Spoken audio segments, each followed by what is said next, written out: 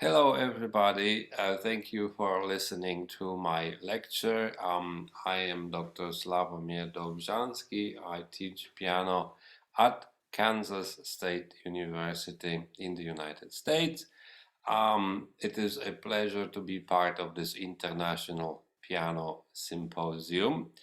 I'm going to be talking about 20 exercise and preludes for the piano composed by Maria Szymanowska.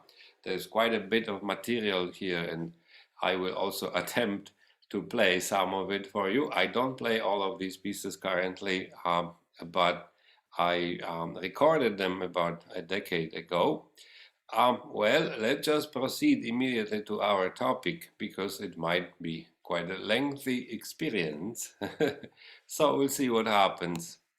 Um, this is the share screen. This is the title. Of course, the title is in French, as it was the custom of the day. French was the international language at that time. This is the cover page. Let's just move to the presentation mode. Szymanowska was born Maria Agata Wołowska. Szymanowska is her married name, and these pieces were published by Breitkopf and Hertel in Leipzig, in Germany. Well, so the first step in my presentation, what I thought I would do, I would place Szymanowska's Etudes chronologically. I was curious to see, how many etudes there were for the piano before she wrote hers. And also I was curious to see where was she in her career, in her life. So some biographers suggest that she visited London in 1818, which would indicate that she might have met composers of etudes such as Kramer, John Baptist Kramer, or Muzio Clementi, who resided in London at the time. It's possible, we don't know, but it's a possibility. It has a certain significance for our topic. Szymanowska performed in Berlin in July 1820. Very interesting. It was that the time then when she also made a trip to Leipzig to sign the contract for the publications. This volume of etudes was first of 6 volumes of her piano music and chamber music that was published by Breitkopf and Hertel, and this was the first one. And so therefore I think also might be the most important one, the first volume, the opening volume of her publications. Or maybe, we don't know, maybe she signed a contract just for one volume and subsequently they got excited about her compositions and extended the invitation to publish more volumes. 1820 was also an important year for Szymanowska in her private life, namely she divorced her husband and became an independent pianist, virtuoso, and composer. We're not sure about the exact circumstances of the publications. I'm going back to the publication because obviously Breitkopf was an important publishing company at the time, and how did a woman composer secure a contract with them? It's kind of mysterious whether her friends such as Józef Elsner or maybe Kurpinski or Lessel, composers active in Warsaw, wrote a recommendation letter. Whether they did, we don't know. Well, chronologically speaking, the first person to compose piano etudes was John Baptist Kramer, and these are from 1804, 1810. And when you look through them, you will see a relationship, and that's what matters to us. When you look, however, at Gradus ad Parnassum by Clementi, His are more like exercises, especially the beginning ones. And you can see the years. He started publishing them in 1817, which means that Szymanowska might have known some of them. Obviously, she had to practice.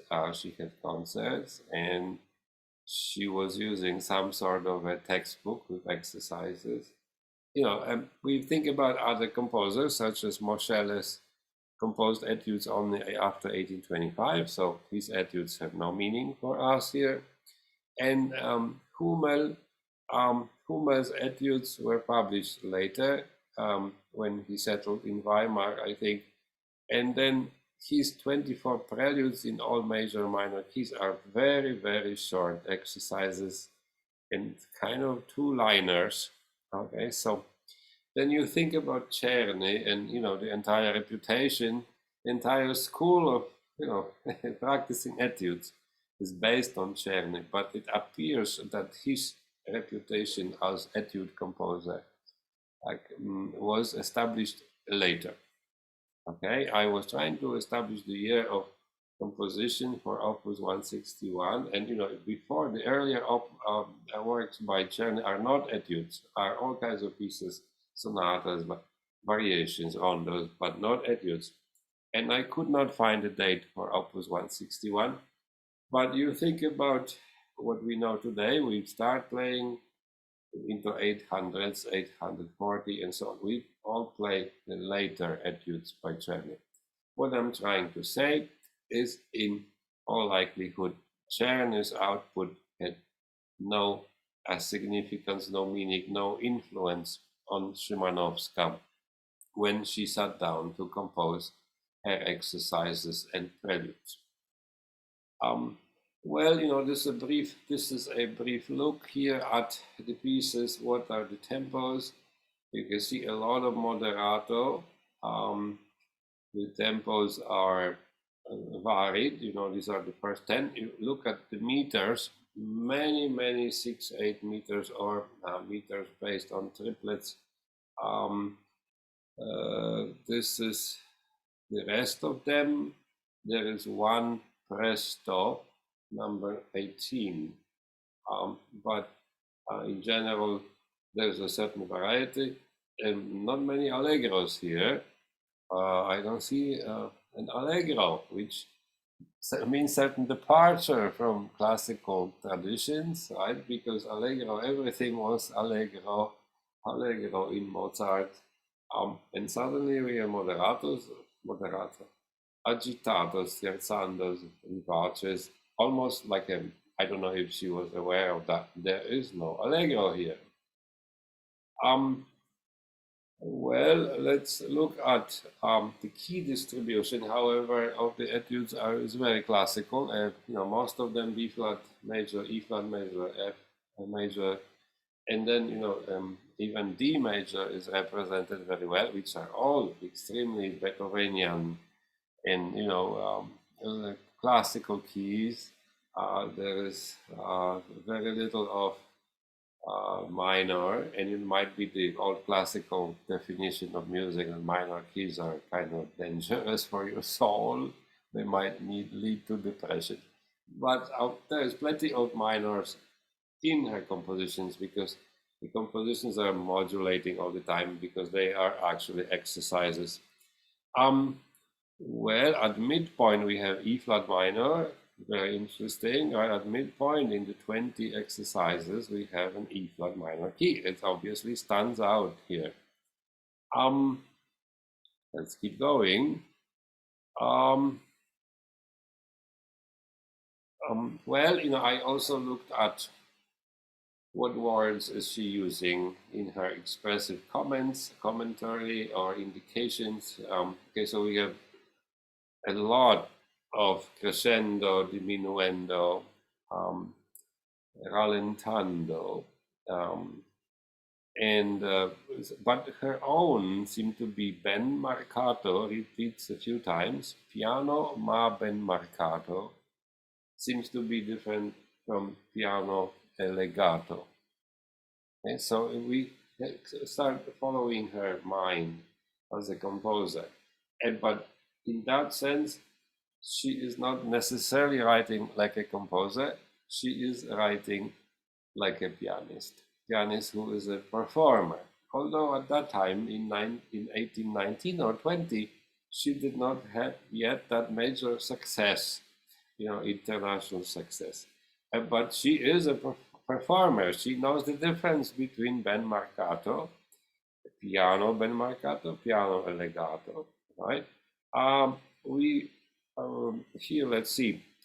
She uses one word that we don't see very often today, which is often hard to see. The spelling of it, is it stirocchiato or is it stiracchiato? It means to slow down and take time, and we don't see it today anymore. And say even in Chopin, we don't see it. If we go back here, two of these have an unusual form, kind of a form that is undefined. It's almost like fragments that are kind of pasted together. Number 10 and number 16. We will get to that.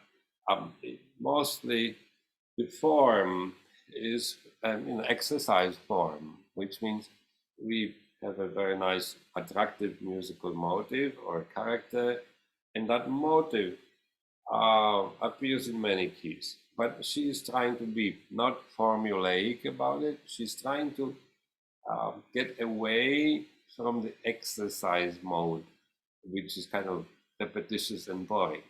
And not a single phrase is boring. They all related and they all lead somewhere. So her musical intelligence, her musical mind does not allow for empty repetitions. And this is part of the attractiveness of this set. Well, I also looked, of course, at the dynamics in all these pieces. And, again, she is extremely aware of dynamics at all times. There is one, I think, etude that barely has any dynamics, but this is a precision etude, a repeated note etude. So dynamics is kind of not as important because it's not about phrasing, it's about accuracy. She maintains a healthy balance between forte and piano throughout. As someone who knows, at which point people get bored and they expect a crescendo. She is absolutely, it's written by a performer. She is using fortissimo and pianissimo sparingly, but very often next to each other, also a mark of a performer and part of the technique. How do we play the same material, fortissimo and then pianissimo? Well, it is more fortissimo than pianissimo in as I counted and everything, but I would say maybe her piano was a little mellow at that time, possibly.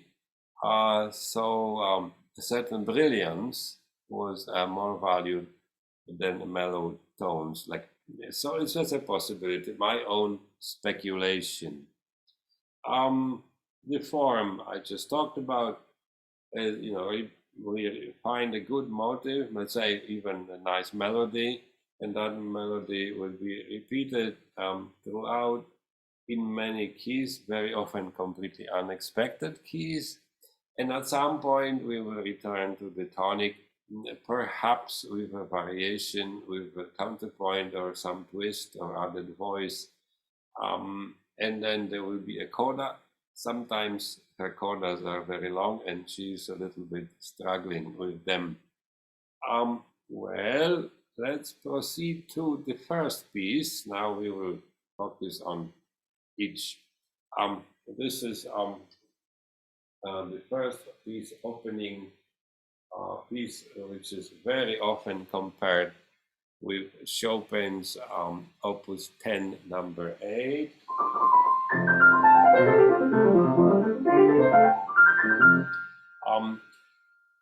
But it has this joyous character, right? But it's in different register.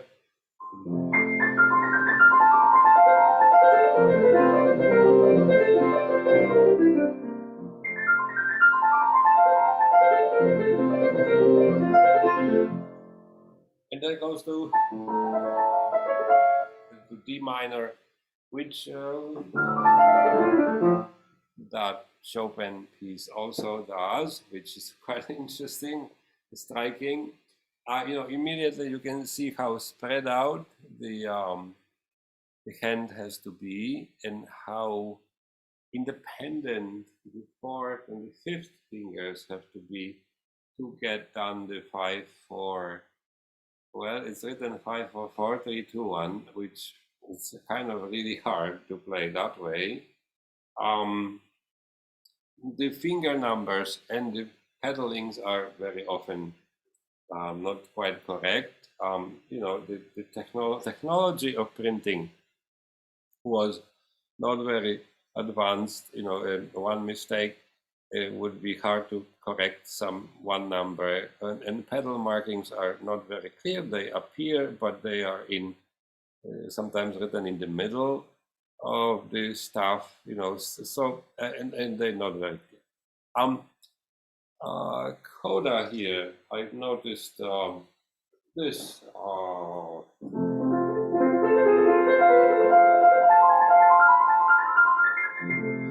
I just noticed this yesterday. I was teaching Chopin's Nocturne Opus 55 number 1, and I've noticed this that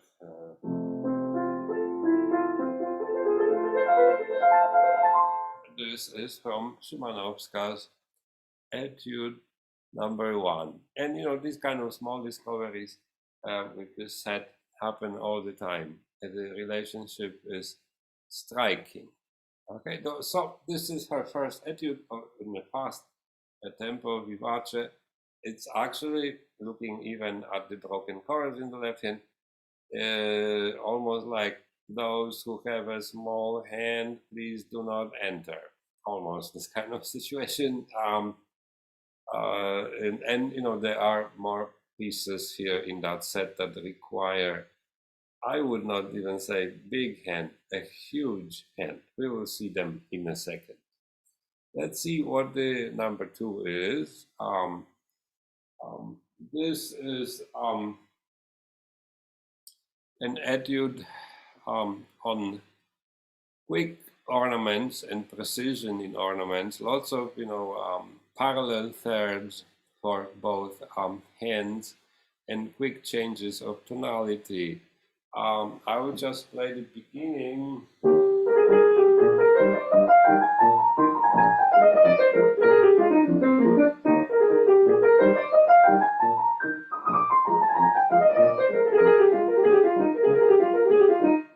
And so on. There is the amount of little drills is kind of astonishing, and it gets really challenging. So I think it takes simply practice, patient practice, and this is exactly what a serious professional pianist is doing. They practice every day and they get better. Well, I guess here at least we have the practicality of saying moderato, because there is simply not enough time to play the ornaments if the tempo is allegro, or maybe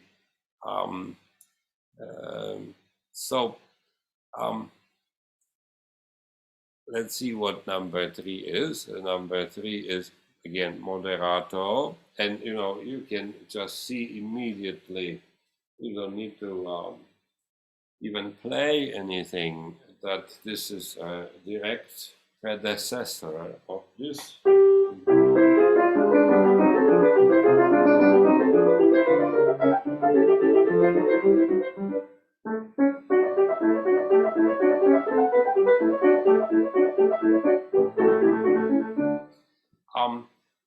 This is clearly a predecessor of Chopin's Opus 10 number 7. It's broken sixth, but it's a rotation exercise, and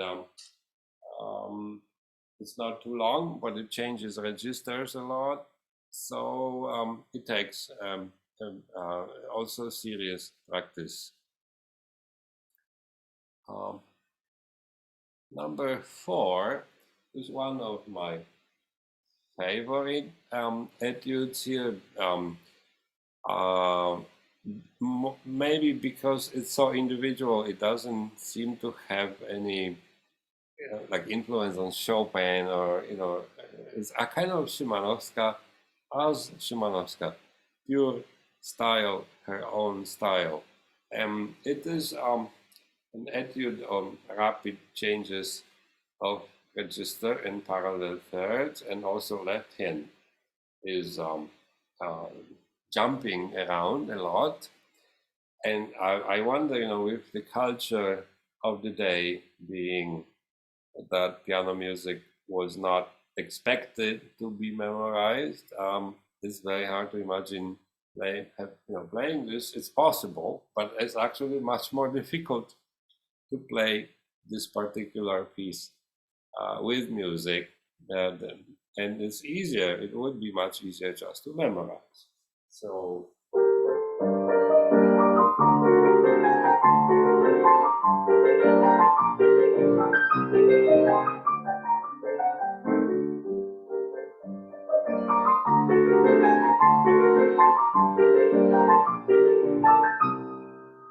and so on. I would need to practice it too.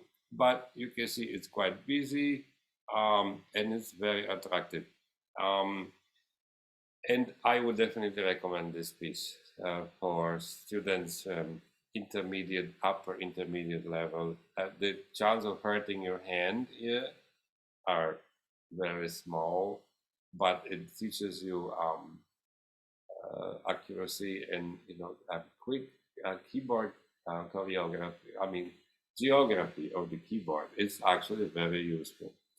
Um, well, the etude number 5 is, we entering the etudes that are kind of almost not very playable on today's piano. They, following the dynamics that she wrote on today's piano is almost impossible. Lots of these kind of 30 seconds played together. The left hand is expected to match the right hand, and that's one of Szymanowska's expectations in this set, that there is no forgiveness for left hand. So left hand gets to participate on all these activities that the right hand also is also involved. So let me play the beginning here. And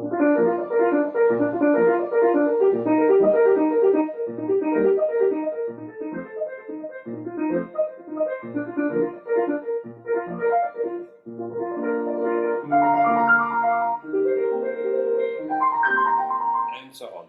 And at some point, this becomes it's together, and it's okay. So it's we are, as pianists, we are kind of stuck between clarity, and clarity immediately produces more sound, or thinking about the color and using pedal, and so these two seem to actually be in conflict in this piece. So sometimes we can use just a little pedal while still maintaining clarity. So this is of course an etude. The one before here, I think, I would call it the first prelude in the set, because it's relatively short. It's the etudes tend to go on for pages, and that's part of the expectation and very high standard. Well, number 6. Number 6, well, just by looking at the music here, we can see that, okay, playing a 10th and playing here F, D, F, F, it's not possible for the majority of pianists. So, of course, in the first two measures, we can use the other hand to play the top note, but very soon after the piece, the same tune the same material is played with the left hand.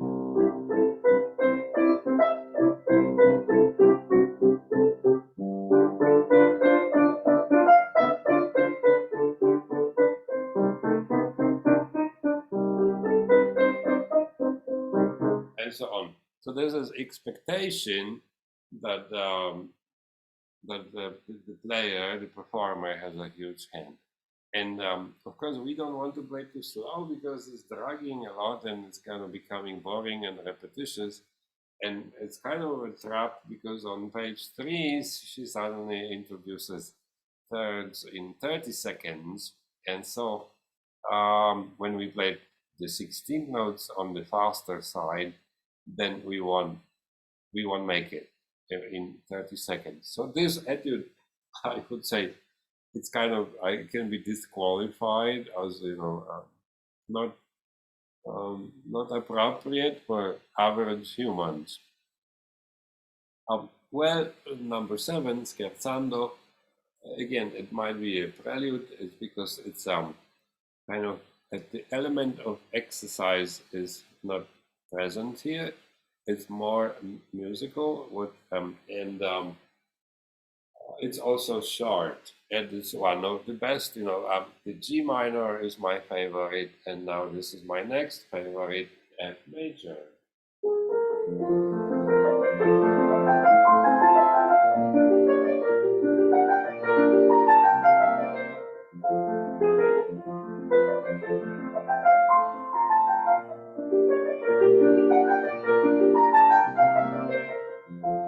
And then it modulates.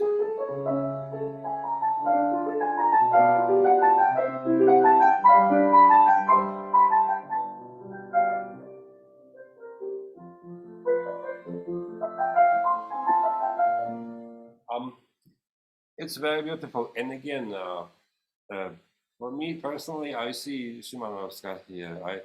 This piece does not relate to Chopin or anybody. It is pure Szymanowska in her musical imagination. And she's not a teacher here either. She's not trying to give us an exercise. She's giving us something to enjoy. Well, another of these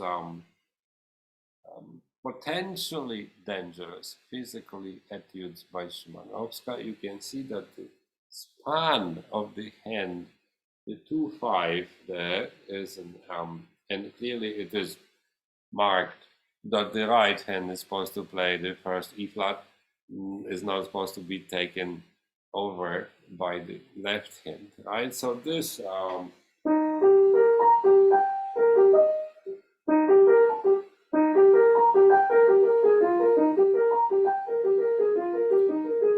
I wish it was on, but it repeats like this for many, many measures. Potentially, it can potentially damage someone's hand, because these leaps, even if you play with, you will get tired at some point. What's more important is, of course, this.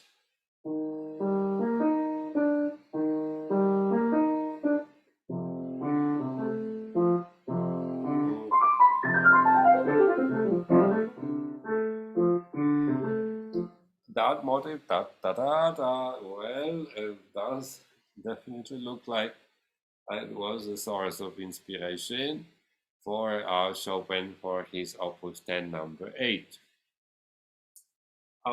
Number 9 is basically a nocturne with a busy left hand. And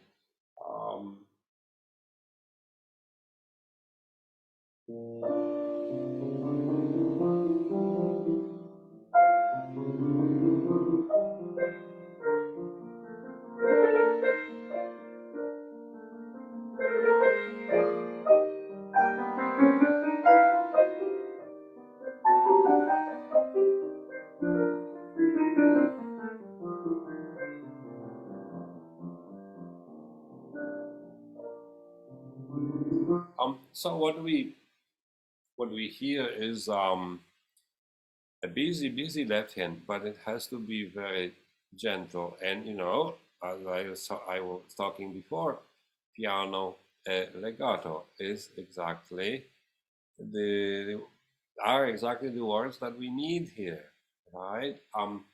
So it it is a wonderful piece. I played it too slow. Of course, big question here would be the pedal. Um, should it be pedal? I guess so. Should it be pedal in an intelligent way? I guess so. Um, and of course, the left hand is uninterrupted. So in some ways, it is difficult. Is it supposed to be played evenly all the time, like ta ta ta ta ta? I don't think so. There has to be some flexibility. Szymanowska at that time most likely did not know um, John Field personally yet. I think her first trip to Russia was just coming up in a year or two. But of course, his music was the thing at the time. You know, it was that new spirit, this feeling, this beautiful sound out of the piano, poetry of the nocturnes. So this was the new discovery, the new, I wouldn't say the word hype, but yes, there was a lot of hype about nocturnes and, you know, how they are also accessible for, you know, pianists that don't need to be professionals or virtuosos. But you can see here that yes, the tune is simple and beautiful. Left hand for a student, intermediate student. That is a little work here to figure this out.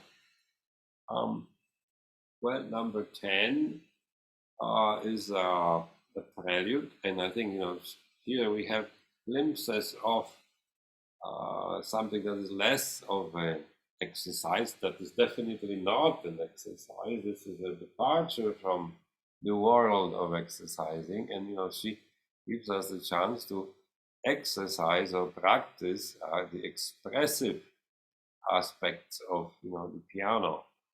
You can see here almost like a kind of recitativo.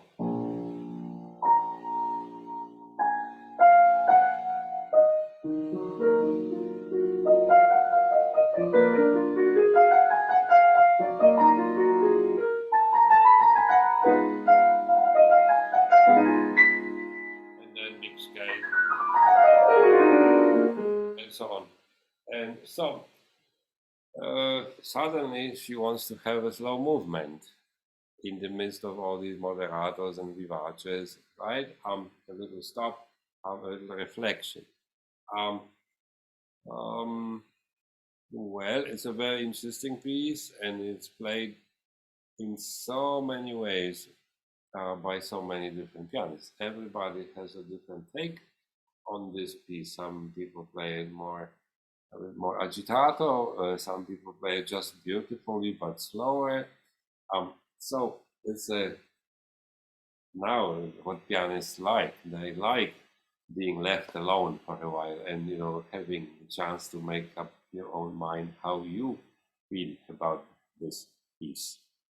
Um, well, another out of these impossible cases here, which ultimately that is my suspicion that this is clearly it is by now we know that she has a huge hand well above average, and that might have eventually actually disqualified this set of etudes for future generations, but because it simply appears that is not useful. Is it really useful to practice two octave leaps? I mean, how many two octave leaps we have in real life? Okay, so this is the, you can see the first line is introduction, and this is the tune of the piece. And then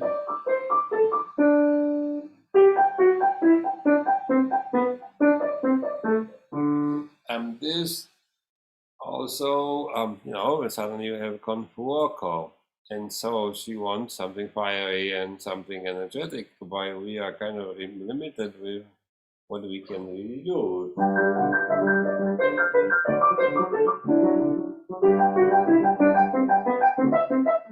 And so, yes, practicing, of course, helps. Uh, but again, as I say, there is a leaps are important, leaps are good, and they have their place. But ultimately, leaps are very showy, and that's where their usefulness ends. Um, Maybe there's a certain influence of violin virtuosity at that time.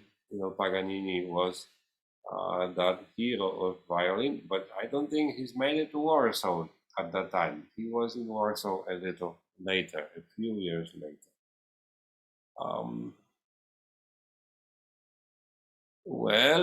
this one here, it appears that it might have influenced Chopin's A minor etude, which I don't never played. So, but here.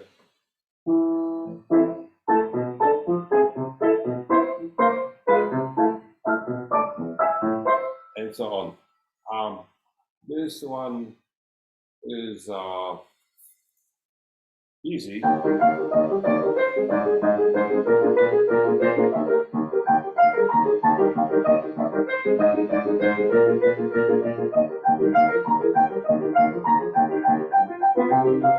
And it doesn't stop for 2 pages. So, of course, there are places you can take some time there for modulations, and there is a written ritenuto here, and of course, this gesture ta ta ta ta ta ta ta ta, right? It's very good to practice. Which side of your hand is heavier? The melodic side, of course, is heavier, and then the response is lighter, and both hands have to feel that they're doing it together, right? Not like they're fighting against each other. So, loose upper arm also helps a lot. Vivace is a serious tempo, so it's not slow.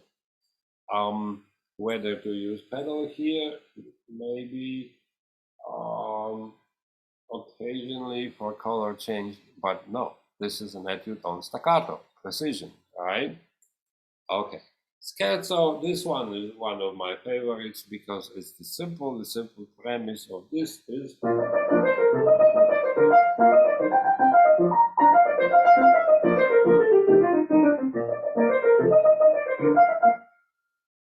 it's not easy because it's very exposed, and so but it's a very useful exercise and it's accessible even by the kind of lower intermediate pianists. They can practice and enjoy, and you don't need to have a giant hand. There's very little dynamics written here, which is unusual actually for this set. Um, D minor here. This one is actually very hard etude, but it's definitely possible and definitely playable and definitely useful. Playing fast notes while we're holding down another voice. So it's also very beautiful, and it has a kind of a Szymanowska passion in it that is very appealing.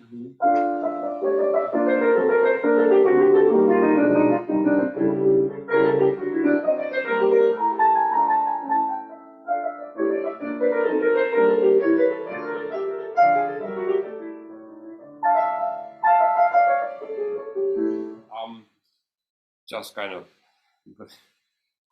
so that you have an idea. It tends to change registers rapidly, and the middle section actually is very, very challenging, and you have to negotiate leaps and be ready for them. So I think, again, memorization really helps because it gives you the space, the mental space to think about technique, how you accomplish certain technical expectation tasks in this piece. Vivace number 15 is likely her most famous etude. Everybody says that it's this.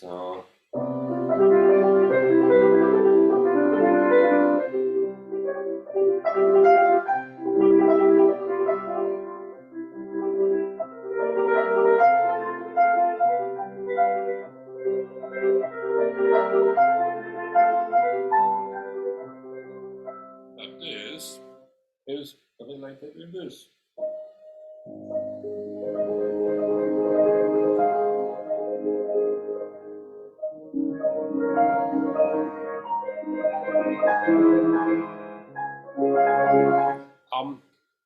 And indeed, the texture is similar, and there is even a place in this on page 4. It's a very long etude where both hands have 30 seconds. So it really becomes a kind of what Opus 25 number 1 really is. The fast notes are in both hands, not only in one hand. This one is likely the most celebrated etude by Szymanowska. I think it's charming. It has very attractive modulations to E minor and D minor, and a very attractive illumination in the middle, closer to the return of A section, which is very exciting. So it leaves a lot to the pianist to decide what colors, how to phrase, how to build up the crescendos. I think it's one of the most attractive pieces, and it's not easy. Actually, it works in a slightly slower tempo. It works in a very fast, exciting tempo. So you can play it differently every second day, and people will still love it. Here, number 16 is another prelude where she is kind of in a more improvisatory mood. This is not an exercise. This is one of these kind of most personalized moments here in the entire set.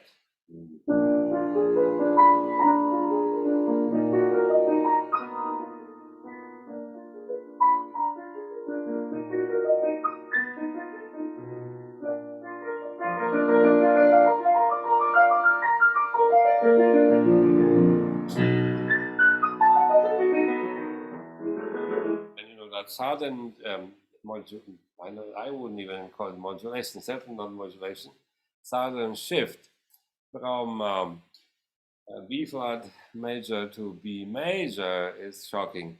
So this is a very interesting piece, certainly not an etude, but also a chance for both the teacher and the student to sit down together and think of how to make it interesting, how to make it personal. And it's a very nice 2-page prelude. So let's move on to 17. 17 is extremely challenging, but also extremely attractive. And so the return is really joyful and kind of pleasant musical expression. You see here on the copy, the first 4 measures are introduction. The measure number 3, I remember from my recording and learning it, it was already very challenging. Measure 4, you can see how easy it is. So it's hard to make it in tempo. It's already very, very virtuoso. But the main tune is very pleasant.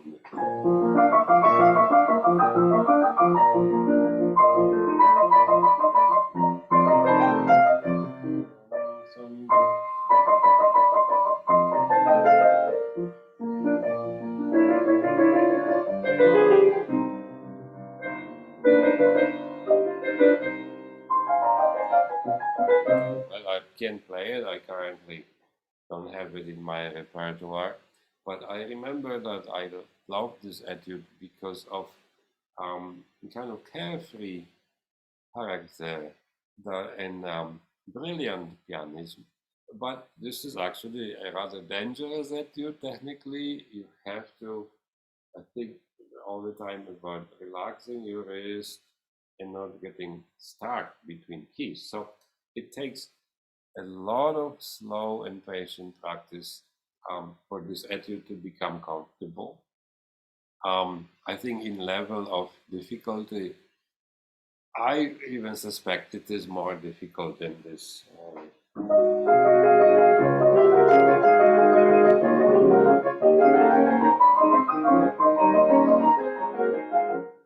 Um, Maybe partially also that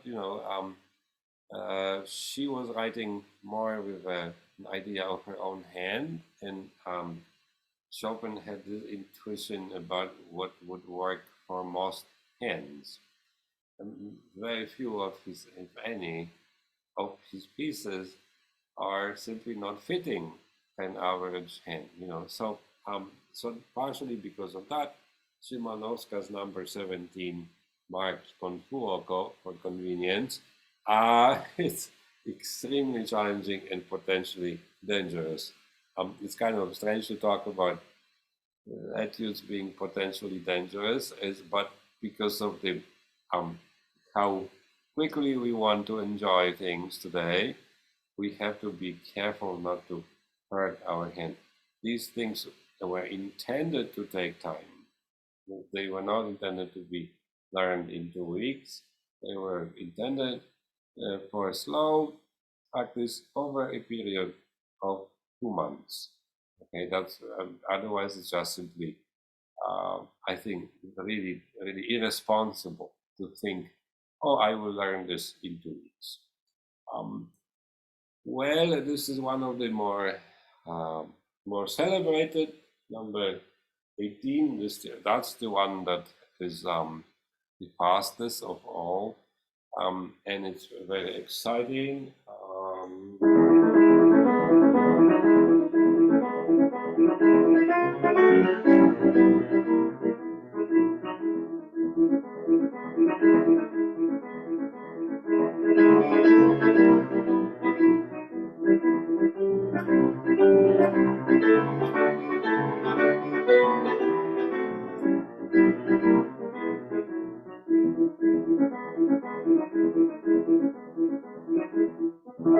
And so on.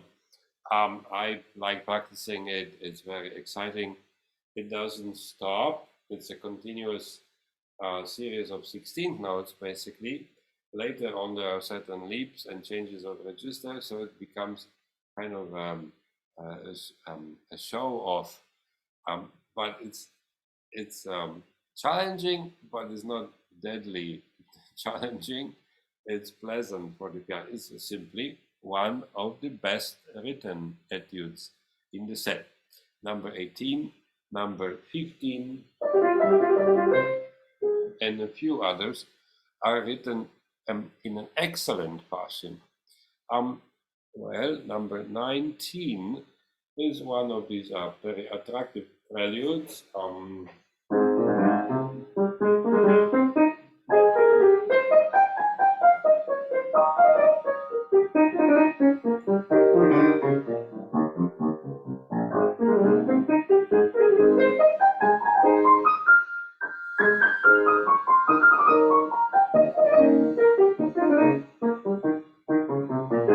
It's fun to practice. I used to play this piece, and the, it has a certain musical attractiveness about changing registers and dancing, and it's pleasant.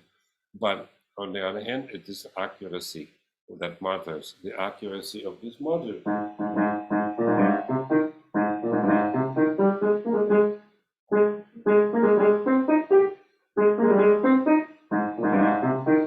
And that the hands are identical, because usually right hand for right-handed individuals is the one that has an easy time with this motive, and the left hand needs to practice. So this is one of these attractive preludes in the set. And of course, the last one I consider the last one the least successful of all of them because it's extremely conventional and it's not difficult, but on the other hand, it doesn't have enough musical content for me to um, close the entire set.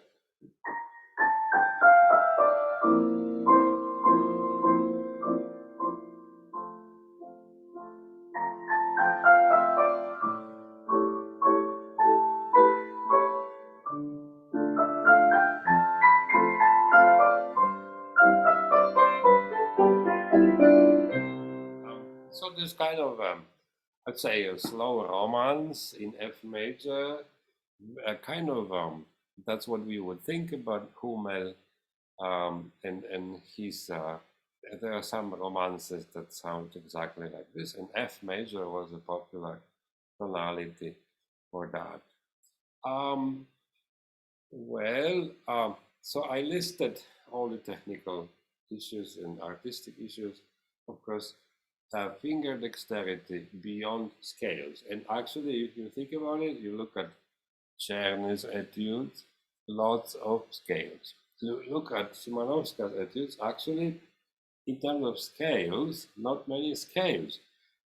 More kind of motives based on some ornament or an arpeggio, a chord.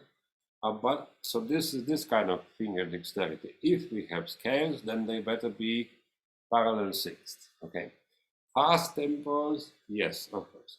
Parallel thirds and sixths seems to be almost the daily bread in these etudes. Ornaments, which is the remnant of the classical era,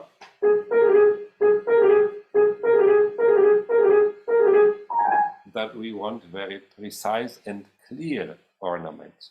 They happen quite often. We have a very, this kind of, it's very clear that the left hand has to match the right hand. So, and often hands are um, playing together. And, that has kind of a psychological effect. This hand, the right hand, is reinforcing the left hand. The left hand is also negotiating with the right hand what is really possible. Um, chords, lots of chords, and sometimes the chords are so big they need to be broken, and we have so many leaps, and these are giant and unusual leaps, and I think that's one of these. This is the time where um, the style is developing. People are looking for new ways of expression. And that idea of leaps is one of these things they are testing. And it looks like a dead end. We don't use leaps that are 2 octaves. It's simply rare and it's kind of leads to nowhere. But, yes, you can practice extremes so that the leap of a 10th or a 12th will be nothing if you're really good at the 2 octave leap. Cantabile sound, and in so many of these etudes, she clearly states she wants cantabile. Articulation is very clearly marked, which is also kind of a remnant of that. Oh, I want to be very precise. Staccato, legato, sforzatos, accents are very common so reading text is part of these exercises, teaching the student how to read notation. Improvisational skills in 2 of them particularly are important. Balance between melody and accompaniment. Of course, balance between chords, which note of the chord you want to sound. Dancing character, rhythm, impulse, energy. Lots of this is very classical still.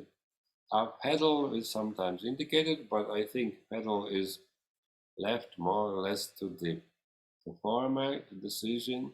The dynamics are clearly notated. Many of these etudes are related to Chopin, not only musically, but also in the sense of the definition, what makes an etude. It is a continuous technical formula that requires some artistry to execute, continuously changing formula, but also physically challenging in terms of, yes, I got through 4 pages of continuous staccato leaps. And that makes me ready to play a Hummel concerto or field concerto or Mendelssohn concerto, because that will be the music that people would play at the time. So many of them are literally impossible to play if not memorized. I wonder if the idea of memory was a topic, because we know that Szymanowska, on the way to Europe, Western Europe, I think in 1824, she played a piece from memory in Poznan. It was kind of an evolving topic at that time, whether this was taken seriously in public performance. Maybe, I mean, I'm sure that all performers knew that they need to memorize to be secure. But on stage, they had the music with them. And so that was the common practice, I think. But it's, except no one talked about memory as an issue yet. But I feel that many of these etudes are simply not playable if they are not memorized. Um, well, these are the conclusions here.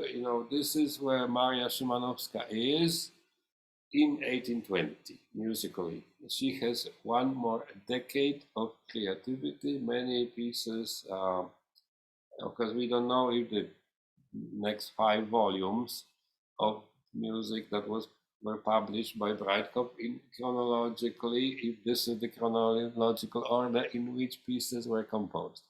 But also she composed quite a bit after 1820. So her language is actually still developing, and so this is where she is at that moment in her life. She's not yet a celebrity. She will become a celebrity between 1824 and 1827.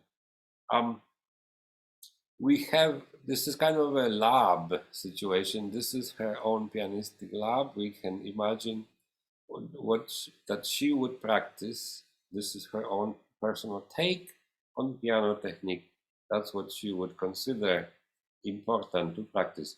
Parallel sixths, parallel thirds, changes of register, big leaps, quick reactions to dynamics, variety of articulation and expressive touches, quick exciting tempo, beautiful legato. That word legato is relatively new in European music at that time, and um, well, she did not receive a formal training in music. So you wonder if, and the models that she would have were very scarce. At the time, we can say she had John Baptist Kramer.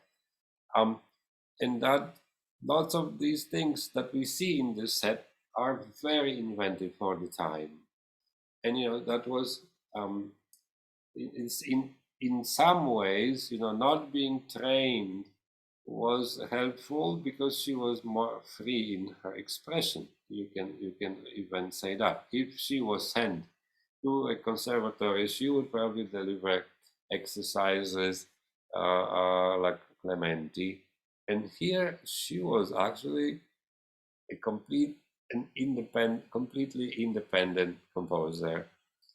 But of course, there were some styles and composers that everybody would adore and would follow, like Clementi, Field, Hummel, um, Kramer, and so on. Um, One other thing is number 3 here, that the technique here is always at the service of musical expression, even if what's written is almost impossible to play physically. There is always a musical idea attached to it. There is not a single exercise moment in these pieces. And in that sense, this is a modern set of etudes, because that's how we understand technique today. We think that technique we that is just fingers, or it's just useless. It has always to be at the service of artistry. Um, well, the idea of exercising a lot and exercising to the extreme. It seems to be the fashion of the day of the 1820s. This is exactly when Schumann is approaching his critical moment, the critical moment in his life, where he over practiced and even supposedly used some gadgets to, stretch his fingers even further. But the idea of over practicing has not yet registered. This is the other side. This is the excitement of practicing and stretching as much as possible. And so that that is what happens in some of these etudes. We are tested to our extreme. Um, Now, of course, there's a big topic and big question. Are these pieces supposed to be performed and were they intended for performance? And you can even say that likely not. Um, they were mostly, as the title suggests. I mean, who would schedule a? I'm going to play for you today some exercises by Szymanowska. I don't think this was an option. We see sonatas, we see variations, we see rondos, we see polonaises, we see serenades, we see all kinds of pieces, but nobody ever, shows up to perform exercises. So the answer is likely no. But however, many of them are completely concert material, and our tolerance, from our perspective, if something is called prelude, then I might listen to it. So yes, so exercises you would not be performing, but preludes maybe yes.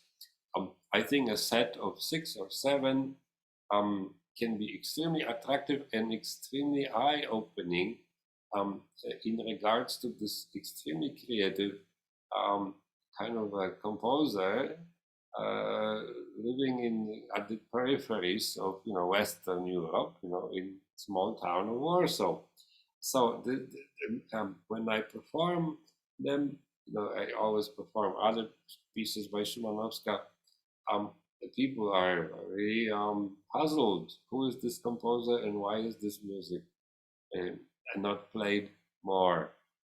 Um, of course, everybody wants to know if this set is designed as a set. Well, if it's not really intended to be played in public, it's not designed as a set. But of course, the order of pieces must have been decided at some point. So strategically, there is this improvisatory um, slower in number 10, I think. And then we have the presto at the end, so as not to get bored, right? Oh, I also gave you a presto. Um, well, for musicologists and historians of the style, um, undoubtedly the biggest value, historically speaking, is in the um, rather puzzling similarity of many of these etudes with Chopin's etudes. And of course, I suspect that he had them in his library, and he kind of he practiced them. So this is what Chopin practiced. This is very interesting. We would like to know what Chopin practiced. Um, but that also some of it kind of was recorded in his mind, and 10 years later or 15 years later it would miraculously make its way on the page in his own music. But I am a strong defender of Szymanowska in terms that I don't believe that her importance relies only on her influence on Chopin. I think she can easily stand alone, and on the basis of these 15, 20 and pieces, not necessarily from this set, she has a strong standing um, in piano literature because all her pieces are so different. If you look at this set, if you go back to my presentation, each etude is different. And that is a mark of a great composer. This is what makes Beethoven different from all kinds of other lesser known composers. This is the mark of Mozart. Each Mozart sonata is different. Each Chopin piece is different. And so nothing ever repeats. When we play all these pieces, we kind of get the feel, this is what her hand must have been like, because we encountered the same similar challenges, big stretches, big leaps, but it's also strong fingers, but also very lively fingers. Um, so I encourage you, I could not possibly paste the entire set into my presentation, so I pasted only the beginnings. The music is available on imslp.org, and so you can easily pull it out from internet and experiment. And sometimes the feeling of playing from that original edition from 1820s, it gives you this look, I am playing this as it was seen in 1820s. That can be very exciting. We kind of we feel this direct contact with preceding generations, which does not happen when you have this new, elegantly printed edition that was just made available. At any rate, well, I enjoyed meeting you all, and if you have any questions, please send me an email. I can be easily found online. Slawomir Dobrzanski, Kansas State University piano professor. Thanks for listening, and I hope to see you again in the future. Take care.